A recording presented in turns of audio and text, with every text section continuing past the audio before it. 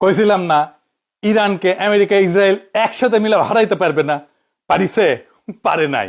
এখন নাকে খত দিয়ে আমেরিকা ইসলামাবাদে গিয়া শান্তি আলোচনা চালাইতেছে। কিন্তু প্রশ্ন হইতেছে, কেন আমেরিকা ইসরায়েল পারল না একসাথে ইরানকে হারাইতে? ইরানকে অজেয়? আগে কি কেউ ইরানকে আক্রমণ করে নাই?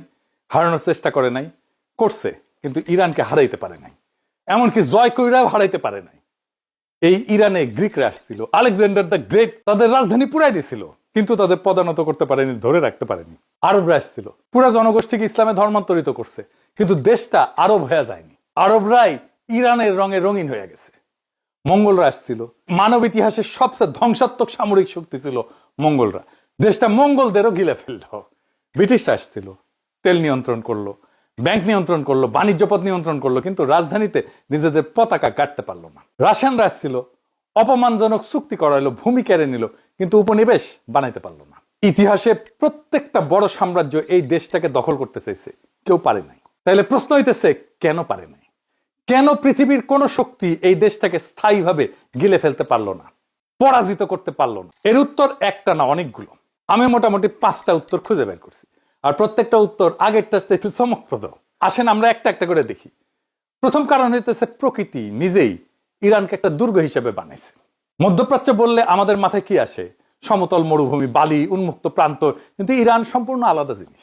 ইরান বসে আছে একটা উঁচু মালভূমির উপরে, সমুদ্র পৃষ্ঠ থেকে গড়ে 1500 মিটার উঁচুতে। আর এই মালভূমির চারপাশে দেওয়াল, প্রকৃতির বানানো দেওয়াল।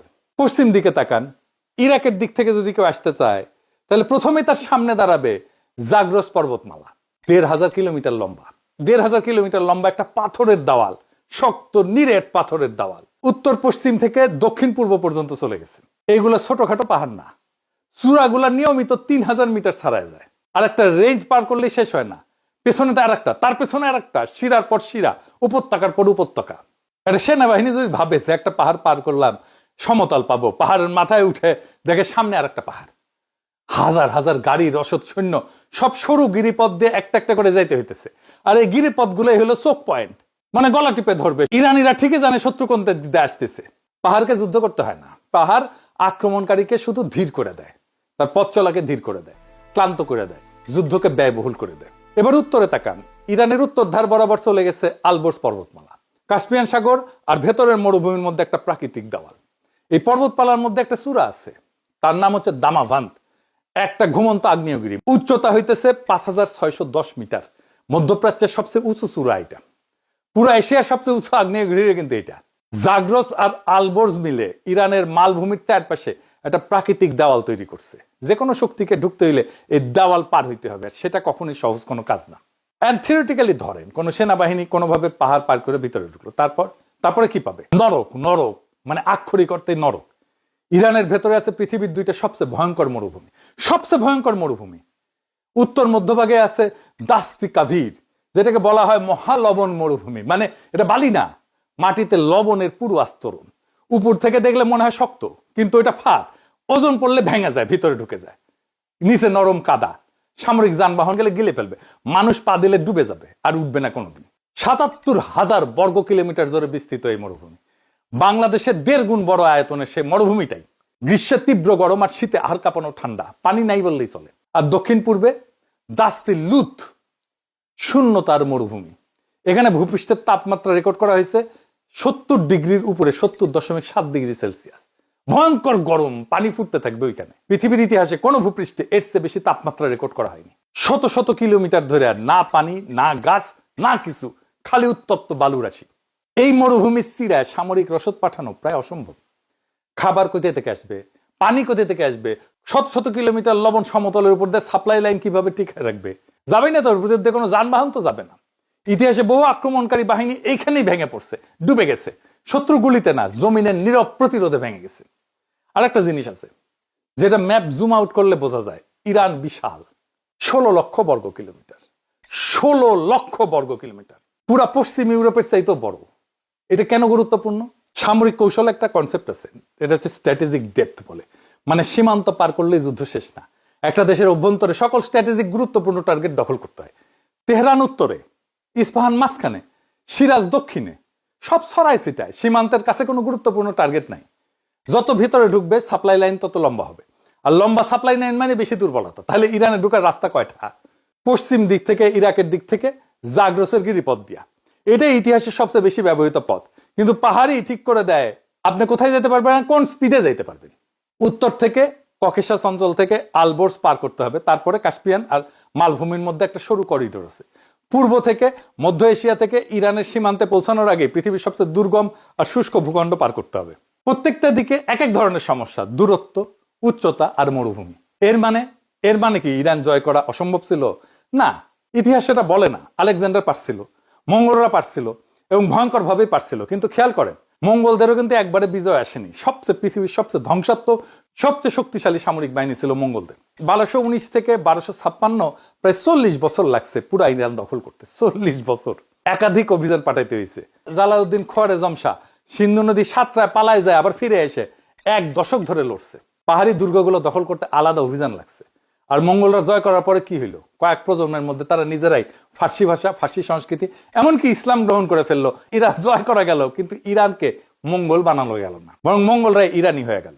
ভূগোল ইরানকে অজেয় বানায়নি, ভূগোল বিজয়ের দাম এত বাড়ায় দিছে যে বেশিরভাগ শক্তি সেই দাম দিতে রাজি হয়নি। কিন্তু ভূগোল ছিল শুধু প্রথম দেয়াল, ভেতরে আরো 4টা দেওয়াল আছে, আর প্রত্যেকটা আগের চেয়ে শক্তিশালী। এরপরে আছে পারস্যের প্রশাসনিক প্রতিভা, যে ব্যবস্থাকে যে জয় করতে চায় ইরানকে, সে নিজেই গ্রহণ করে ফেলে। কিরকম সেটা আসেন একটু বুঝে দেখি। এই যে দ্বিতীয় দেওয়াল, এটা পাথরের না, এটা বুদ্ধির দেওয়াল। হাজার হাজার বছর আগে পারস্য সাম্রাজ্য, আকিমেনীয় সাম্রাজ্য একটা শাসন ব্যবস্থা তৈরি করছিল, যেটার নাম হইতেছে স্যাট্রাপি সিস্টেম। কি জিনিস এটা একটু সহজ করে বলি। বিশাল সাম্রাজ্য, নানা ভাষা, নানা সংস্কৃতি, নানা জাতি, পুরোটাকে এক হাত দিয়ে চালানো অসম্ভব। তাহলে কি করবেন? প্রদেশে প্রদেশে স্থানীয় গভর্নর বসাবেন, তারা স্থানীয় সংস্কৃতি অনুযায়ী চালাবে, কিন্তু সবাই কেন্দ্রীয় কাঠামোর মধ্যে থাকবে। স্থানীয় রীতিনীতি দমন করার দরকার নেই, শুধু আনুগত্য নিশ্চিত করা। ঠিক একই রকম ডিসেন্ট্রালাইজড কাঠামো এখনো বজায় আছে ইরানে, এবং সেই জন্যই তার সামরিক বাহিনীও ডিসেন্ট্রালাইজড। একটা কমান্ড সেন্টার না, পৃথিবীর মধ্যে এটা অভাবনীয়। এটা কেন গুরুত্বপূর্ণ? কারণ এটাই প্রমাণ করে ইরানকে জয় করা আর ইরানকে শাসন করা দুইটা আলাদা জিনিস। 330 খ্রিস্টপূর্বে আলেকজান্ডার দ্য গ্রেট পারস্য জয় করছিল। তিনি কি করলেন? পারস্যের শাসন ব্যবস্থা ভেঙে কি মেসিডোনিয়ার শাসন ব্যবস্থা চাপাই দিয়েছিলেন? না, তিনি স্যাট্রাপি সিস্টেম রেখে দিলেন। পারস্যের রাজ্যসভার আচার অনুষ্ঠান গ্রহণ করলেন, পারস্যের রাজকীয় পোশাক পরলেন, এবং পারস্যের নারীদেরকে বিয়েও করলেন। কারণ কইরা তিনি দুলাভাই হয়ে গেলেন পারস্যের। কেন? কারণ তিনি বুঝছিলেন পারস্যের ব্যবস্থা মেসিডোনিয়ার যে কোনো কিছু চাইতে উন্নত। তাহলে আসলে কি হইল? আলেকজান্ডার পারস্য জয় করলেন, নাকি পারস্য আলেকজান্ডারকে গিলে ফেললো? 323 খ্রিস্টপূর্বে আলেকজান্ডার মারা গেলেন, তার সাম্রাজ্য ভেঙে টুকরা টুকরা হয়ে গেল। ইরান গেল সেলুসিড বংশের হাতে। গ্রিক শাসক পারস্যের জনগণকে শাসন করতেছে। 200 বছরের মধ্যে কি হইলো? ইরানি জনগোষ্ঠী সেলুসিডদের তেড়ে দিল, দিয়ে ফার্সি ভাষী শাসন ফিরে আনলো। তাহলে এই প্যাটার্নটা মনে রাখেন, কারণ এইটা ইরানের পুরো ইতিহাসে বারবার ঘটছে। আক্রমণকারী আসে, জয় করে, দেখে যে ইরান শাসন করতে হলে ইরানি হইতে হয়, আস্তে আস্তে ইরানি হয়ে যায়, তারপরে পরের আক্রমণকারী এসে একই প্রক্রিয়ার মধ্যে দিয়ে যায়। এরপরে আছে ভাষার প্রাচীর, যে ভাষাকে কখনোই কেউ ধ্বংস করতে পারেনি। ফার্সি ভাষা পৃথিবীর প্রাচীনতম কথিত ভাষাগুলোর একটা। এই ভাষা ইরানকে এমন একটা ঢাল দিছে, যে কোনো ঔপনিবেশিক শক্তি এটা ভেদ করতে পারেনি। 7ম শতকে আরব সেনাবাহিনী ইরান জয় করলো, সাথে নিয়ে আসলো আরবি ভাষা, কোরআনের ভাষা, ব্যবসার ভাষা, প্রশাসনের ভাষা। আরবরা যেখানে গেছে স্থানীয় ভাষা কিন্তু শেষ হয়ে গেছে, তারা আরবীয় ভাষা গ্রহণ করছে। যেমন মিশরের কপ্টিক ভাষা ছিল, তারা আজ আরবি বলে। ইরাক, সিরিয়া, উত্তর আফ্রিকা সব আরবি ভাষী হয়ে গেছে। ইরান কিন্তু বিচিত্র। ইরান ইসলাম গ্রহণ করলো, ফার্সি লেখার জন্য আরবি হরফ নিল, কিন্তু ভাষা ফার্সি রয়ে গেল। আর তারপর একটা ঘটনা ঘটলো, যেটা ইরানি সভ্যতার মেরুদণ্ড হয়ে আছে আজও। 1000 খ্রিস্টাব্দের দিকে ফেরদৌসি নামে একজন কবি আসছিলেন, এক মহাকাব্য লিখলেন, শাহনামা। জানেন না এইটা? শাহনামা মহাকাব্য, সৌরভ রুস্তমের সেই কাব্য, 60,000 পংক্তি, 35 বছর লাগছিল এটা লিখতে। ইরানি সভ্যতার সম্পূর্ণ কাহিনী ফার্সি ভাষায়। আর ফেরদৌসি ইচ্ছা করে আরবি শব্দ যতটা সম্ভব কম ব্যবহার করছিলেন। তিনি একটা সুনির্দিষ্ট বার্তা দিছিলেন যে আমরা ইরানি, ইসলামের আগেও ইরানি ছিলাম, ইসলামের পরেও ইরানিই থাকবো। আজও কিন্তু ইরানের স্কুলে বাচ্চারা শাহনামা পড়ে, মুখস্থ করে। 1000 বছর আগের কবিতা এখনো জীবন্ত। ফার্সি ভাষা একটা দেওয়াল হয়ে দাঁড়াইলো। আপনি ইরানকে সামরিকভাবে জয় করতে পারেন, সম্পদ লুট করতে পারবেন, কিন্তু জনগণকে শাসন করতে হলে ফার্সি ভাষা বলতে হবে। আর যখনই আপনি ফার্সি ভাষা বলতে শুরু করবেন, আপনি এত সমৃদ্ধ, এত প্রাচীন একটা সাংস্কৃতিক জগতে ঢুকে পড়বেন যে সেটা আপনাকে গিলে ফেলবে। আপনি তাকে গিলে ফেলতে পারবেন না।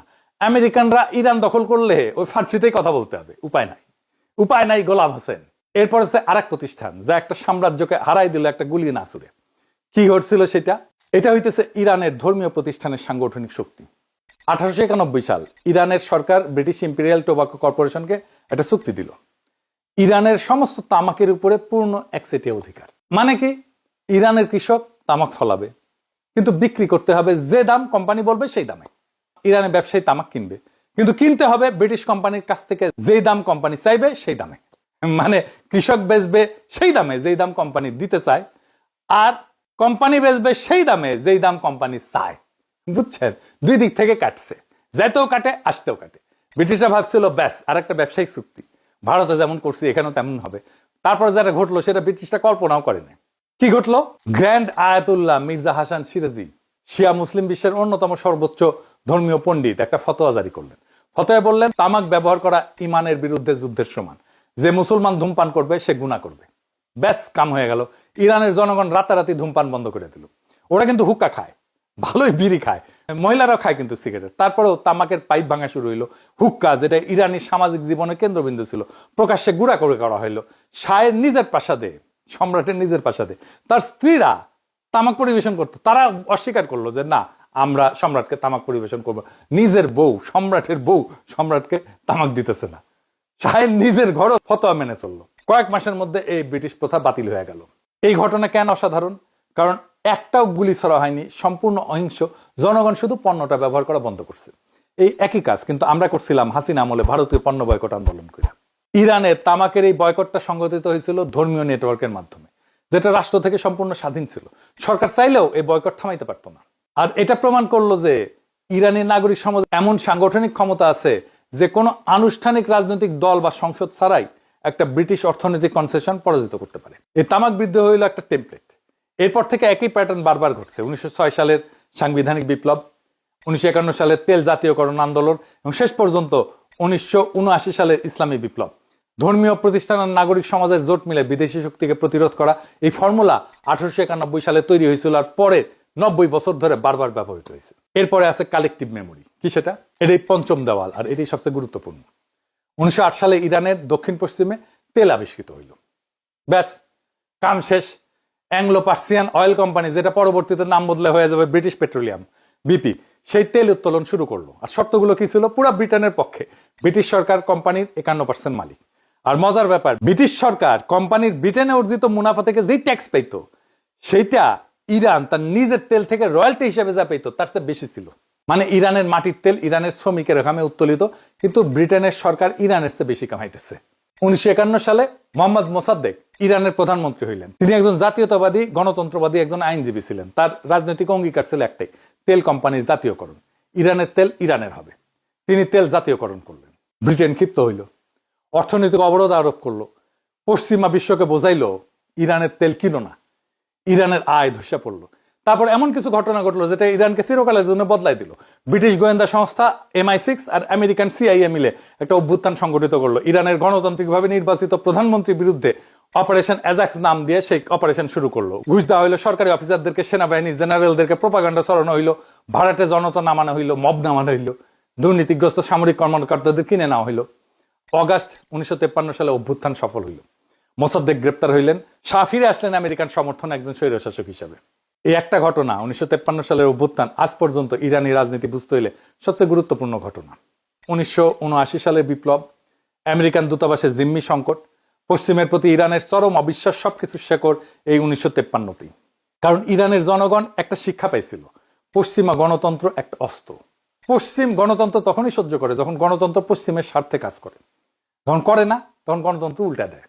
অভ্যুত্থান কৌশলগতভাবে সফল হয়েছিল, কিন্তু কৌশলগত সাফল্যের বাইরে এটা ছিল একটা কৌশলগত বিপর্যয়।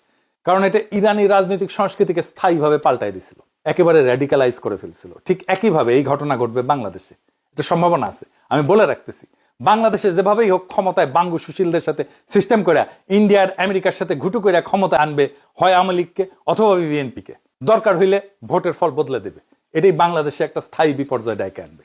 বাংলাদেশ র্যাডিক্যালাইজ হয়ে যাবে যদি এটা চলতে থাকে। যাই হোক, আমরা আসল আলোচনায় ফিরে আসি। এরপর আসে 1979 সালে। এটাই ছিল চূড়ান্ত উত্তর। 1979 সালের ইসলামী বিপ্লব হইল চূড়ান্ত উত্তর কেন ইরান কখনো উপনিবেশ হয়নি সেই প্রশ্নের।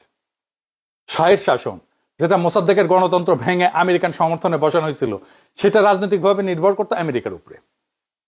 আর সাংস্কৃতিকভাবে শাহ পশ্চিমা আধুনিকায়নের দিকে এমনভাবে ঝুঁকছিলেন যেটাকে লক্ষ লক্ষ ইরানি সাংস্কৃতিক আগ্রাসন হিসেবে অনুভব করছিল। যে বিপ্লব শাহকে উৎখাত করলো সেটা শুধু একটা ইসলামী বিপ্লব ছিল না, এটা ছিল একটা জাতীয়তাবাদী বিপ্লব, কিন্তু ফর্মে ছিল ইসলামী। আয়াতুল্লাহ খমেনি শাহের বিরুদ্ধে যে অভিযোগ করছিলেন তিনি বিদেশি পুতুল, তিনি ইরানের সার্বভৌমত্ব আমেরিকানদের কাছে বিক্রি করে দিচ্ছেন, এই কথা ইরানি সমাজের প্রত্যেকটা স্তরে উচ্চারিত হইতেছিল। এটা কি কোনো ধর্মীয় দাবি? ধর্মীয় দাবি তো না, জাতীয় সার্বভৌমত্বের দাবি, জাতীয়তাবাদী দাবি। এই দাবির পাশে ধার্মিক থেকে ধর্ম নিরপেক্ষ, ধনী থেকে গরিব সবাই একটা বিষয় একমত ছিল, বিদেশি নিয়ন্ত্রণ আর না। খমেনির সাথে এমনকি ইরানের বামপন্থী কমিউনিস্টরাও ছিল। তাহলে পুরা গল্পটা কি? 5টা দেওয়াল। প্রথম দেওয়াল ভূগোল, পাহাড়, মরুভূমি, বিশাল দূরত্ব, প্রকৃতি নিজেই একটা দুর্গ বানায় দিছে। দ্বিতীয় দেওয়াল প্রশাসনিক প্রতিভা, এটা এমন একটা শাসন ব্যবস্থা যেটা এত উন্নত ছিল যে বিজয়ীরা নিজেরাই সেটা গ্রহণ করত। তৃতীয় দেওয়াল ফার্সি ভাষা, হাজার হাজার বছরের সাহিত্য, কবিতা, ইতিহাস, এমন একটা সাংস্কৃতিক মহাসাগর যেখানে প্রত্যেকটা আক্রমণকারীকে গিলে ফেলছে। চতুর্থ দেওয়াল ধর্মীয় প্রতিষ্ঠান, রাষ্ট্র থেকে স্বাধীন একটা সাংগঠনিক শক্তি যেটা একটা গুলি না ছুড়ে ব্রিটিশ সাম্রাজ্যকে হারাই দিতে পারে। পঞ্চম দেওয়াল 1953 ক্ষত, যেই ক্ষত ইরানি জাতিকে শিখাইছে বাইরের কাউকে বিশ্বাস করিও না। ভূগোল একা ইতিহাস লেখে না, মানুষের সিদ্ধান্ত, নেতৃত্ব, প্রযুক্তি, অর্থনীতি সবকিছু গুরুত্বপূর্ণ, কিন্তু ভূগোল নির্ধারণ করে কি সম্ভব আর কি সম্ভব না। আর ইরানের ক্ষেত্রে ভূগোল, ভাষা, সংস্কৃতি, ধর্মীয় প্রতিষ্ঠান আর ঐতিহাসিক স্মৃতি সবকিছু মিলে এমন একটা দেশ তৈরি করছে যেটাকে জয় করা যায় কিন্তু পদানত করে রাখা যায় না। প্রত্যেকটা বড় সাম্রাজ্য চেষ্টা করছে, প্রত্যেকটাই একই শিক্ষা পাইছে। কি সেই শিক্ষা? ইরানকে গিলতে পারো কিন্তু হজম করতে পারবে না, বরং ইরানই তোমাকে হজম করে ফেলবে। এই শিক্ষা যেদিন বাংলাদেশের প্রত্যেকটা নাগরিক বুকে ধারণ করতে পারবে সেদিনই বাংলাদেশের আজাদি। ইনকিলাব জিন্দাবাদ।